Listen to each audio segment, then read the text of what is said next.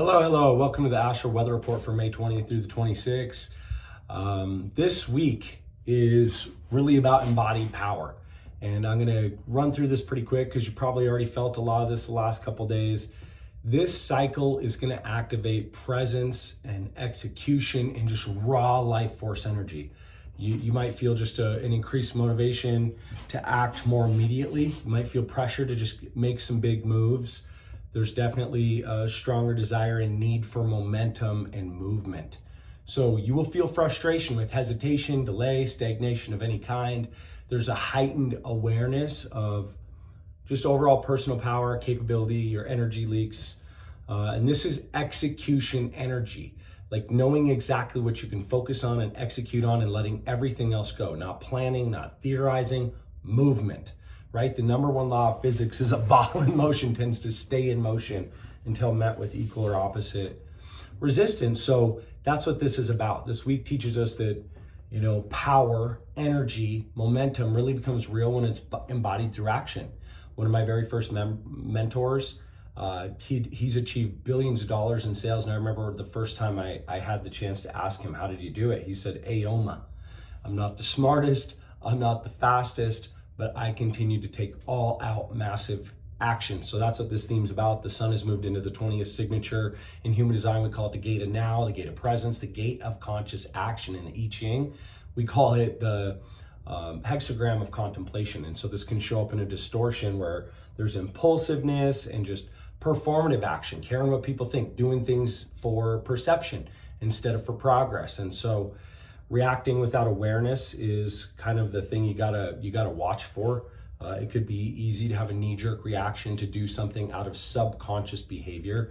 Stop, ask yourself, what am I distracted from? What is my outcome for this? Look at the 6 human needs, Tony Robbins' 6 human needs: certainty, variety, uncertainty, significance, love and connection, growth and contribution. Get clear on what need is fulfilled, because oftentimes we can confuse our desires and our impulsive desires of the flesh for needs, and they're not needs, they're wants. So the way to align with this is just come back to your body, be more conscious about the action you're taking. Don't do an over audit, but be clear on what's not going to create progress and just speak and move from that clarity. The core lesson of this is just that the present moment is where power becomes available. For thinking about the future, we have anxiety. You're thinking about the past, you usually have depression and regret. If you can come to right now and focus that every path is available from you here. Everything that was, but everything stems from this moment. You're going to find a lot of power in the cycle. The Earth has moved into the 34th signature. This is the gate of power in human design, the gate of vitality, the gate of, they call it sacral force. In the I Ching, we call it the power of the great. This can show up in a distorted way or create confusion if you're just forcing things. Like there's probably things that you've got done, you forced your way through before. It's just, you're going to feel burnt out there. You can't hide the burnout. It's exhaustion. You're going to feel frustration. You might want to lash out. You're going to know where energy is being misdirected. Definitely don't over empower others, but be definitely somebody that gets the opt-in and says, hey, you can do better. This is where you're misdirecting your energy in alignment with the outcome you say you want. Will this get you there?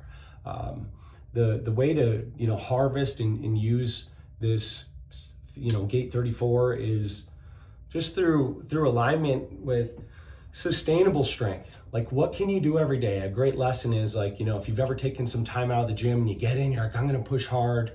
Well, the next day you can't do anything. It's not sustainable. You'd be better off doing, 100 push-ups a day than going in one day and doing 1,000, because it's not sustainable.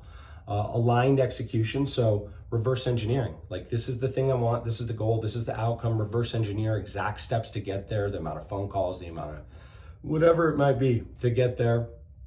You want to reverse engineer, and then just what can you do on your own from where you are right now? Just like truly powerful independence, not from a place of isolation, but from a place of resourcefulness. What can I do from where I am right now with what I have, and stop trying to hit home runs? What can I do to hit some singles, get on base that's sustainable? So the core lesson of gate 34, of the 34 signatures, just that real power is directed. There's no energy leaks, none of it's wasted. All it takes is all you have.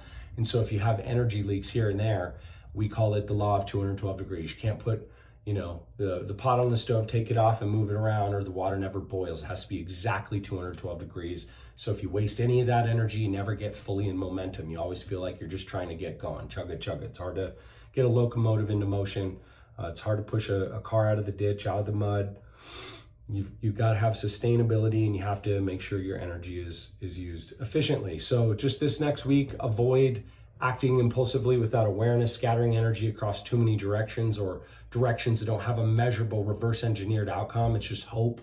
If you're hoping something happens, we know what happens when you hope in one hand, or take action. It's one of them, you end up with a pile of poo. So definitely don't force any outcomes through pressure. A lot of people are feeling pressure right now.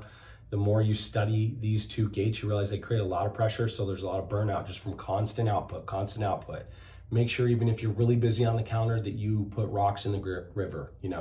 Even if you've never heard of Pomodoro, if you're going to go sit for an hour, you will be better if you sit for 45, 50 minutes, then do 10 minutes of something that brings you joy instead of just locking in. Find a way to activate presence, find a way to make sure that you're receiving input and reflection, not just pure output. Don't mistake movement for aligned action. Busyness does not mean business. Definitely take immediate aligned action on the things that you already have in place that you want to move forward. Stay fully present during execution. I had a mentor say to me once, like, if you can fall in love with all the boring stuff outside of your zone of genius, you're going to find success no matter what. And that's it. Stay fully present in the things you don't even necessarily love doing while you're executing, and you're going to find a lot more joy. It's going to feel good moving things forward. Direct your energy, hyper intentionally. Use momentum strategically. Trust your embodied instincts. This is all about embodied power, embodied leadership. Definitely just execute one important task immediately. What can I do right now from where I am to move something forward? That might be taking clothes out of your closet, organizing your garage, your desk. It could be something like that, or it could be, what is the actual revenue producing activity for marketing, branding, sales system, or maybe you need to recruit someone. Whatever it is, you want to make sure that it knocks as many other dominoes down as possible. Just reduce hesitation and overthinking. Try not to get caught doing perfectionism. You'll waste a whole day on stuff that could have been done in 10 minutes. Channel your energy where it's going to create the most momentum, the most movement, and prioritize your presence over multitasking. Do one thing at a time and just really protect your energy and recovery.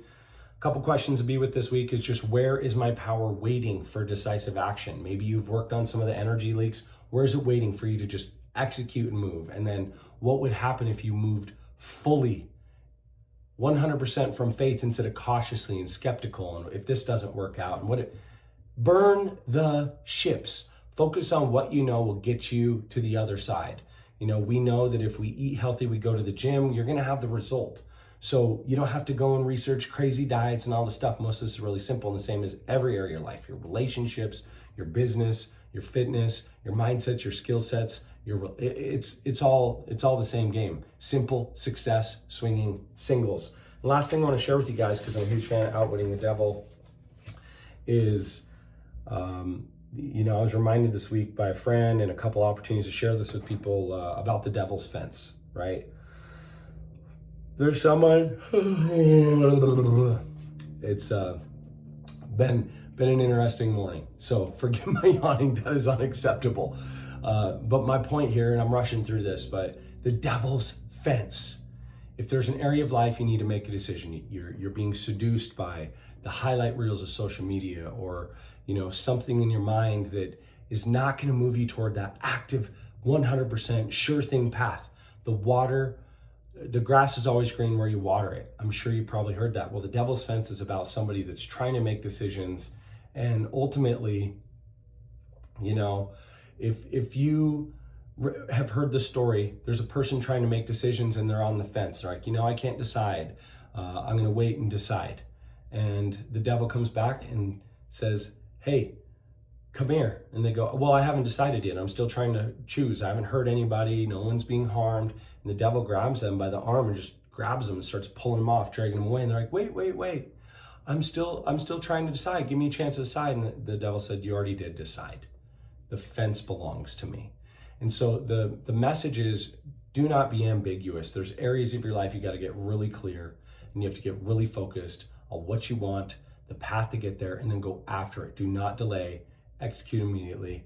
That's what I got for you this week. I'll see you on the Breakthrough Lab this Wednesday. I'm going to teach you how to stop emotional resistance, how to turn stress and pressure into fuel, how to anchor yourself in a deep state of resiliency and fortitude. So no matter what happens when you're taking action, even if you make mistakes and you screw some things up, that it's good news, that you're learning, that you're growing, and that you know how to immediately turn that stress and pressure into fuel, how to turn those lessons into blessings faster and reduce the time frame instead of taking weeks to learn the lesson and feel like, we're in our pride and our ego and feel bruised by it and in self-image, self-worth.